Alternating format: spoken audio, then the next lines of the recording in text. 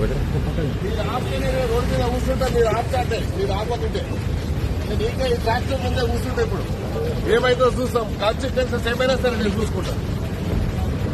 నా ఎమ్మెల్యే పదమైనా సరే ఇక్కడ కూర్చుంటే ఇప్పుడు నేను మీరు వినకుంటే నా మాట మర్యాదగా ఏదివా మీరు ఏడికైనా బతకనికి వచ్చి మీరు మమ్మల్ని బతకకుండా చేస్తున్నారు హైదరాబాద్ లో.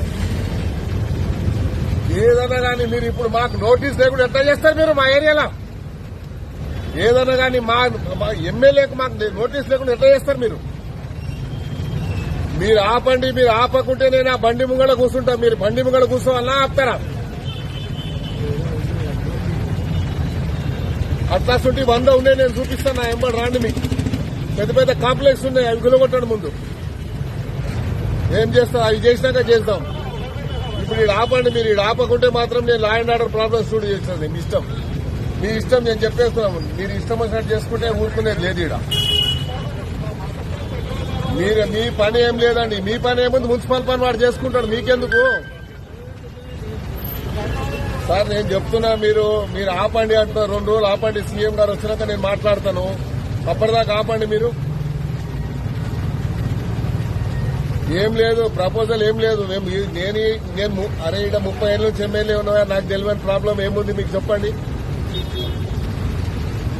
ఏదన్నా కానీ 2 రోజులు ఆపడానికి నీకేం పోతుంది? ఇప్పుడు అంత అర్జెంట్ ఏముంది నీకు? 2 డేస్ ఆపండి. మీరు 2 డేస్ ఆపితే నీకేం కష్టం అవుతుంది? మీరు 2 రోజులు ఆపండి, తర్వాత నిర్ణయం చేస్తాం మేము. మీరు ప్రెస్టేజ్ తీసుకుంటారా? మీరు చెప్పండి. మళ్ళీ మేము చెప్పినాక మళ్ళీ మాకంటే ప్రెస్టేజ్ మీకేముంటుంది చెప్పండి. మేము పబ్లిక్ మనిషి, మేము జవాబు చెప్పాలి పబ్లిక్. సార్ నేనేమంటున్నాను, మీరు దయచేసి 2 రోజులు ఆగండి అంటున్నాను.